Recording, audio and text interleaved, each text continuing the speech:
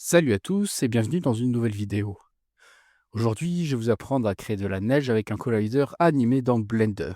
Pour cela, vous aurez besoin de mon nouvel add-on Blender NPM Solver. Le lien est dans la description. Et vous avez, en plus pendant un mois, une réduction de 15% dessus. Depuis la toute première version, il y a eu quelques nouveautés comme les colliders animés qui vont tourner sur GPU pour une pleine puissance. Nous pouvons aussi désormais avoir un émetteur personnalisé et pas uniquement un cube comme avant. Pour commencer, je vais donc rajouter un petit setup, comme un plane, pour exemple. Je vais rajouter un cube, que je vais mettre ici avec l'axe X. Et par exemple, rajouter Suzanne. Voilà, on va l'agrandir un petit peu. On peut rajouter par exemple un cône. On va dire que le cône, ça va être un collider, le cube, un collider, et le sol, un collider. Au niveau de l'export directory, je vais aller chercher un dossier.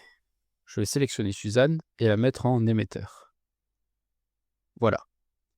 Ici, nous l'avons en mode wireframe. Je vais définir sur 100 frames. La résolution de la grille 128, c'est les valeurs par défaut que je vous recommande. Je vais la laisser ici en snow, c'est laisser autofit.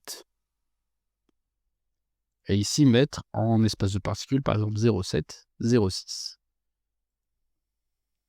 Maintenant, je peux lancer la simulation. On attend quelques secondes. Et une fois la simulation faite, j'aimerais animer ce cube.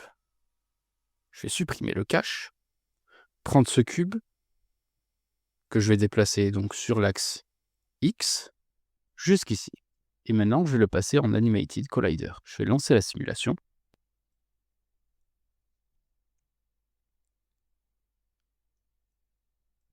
On la joue. Et voilà, la simulation a été faite en quelques secondes.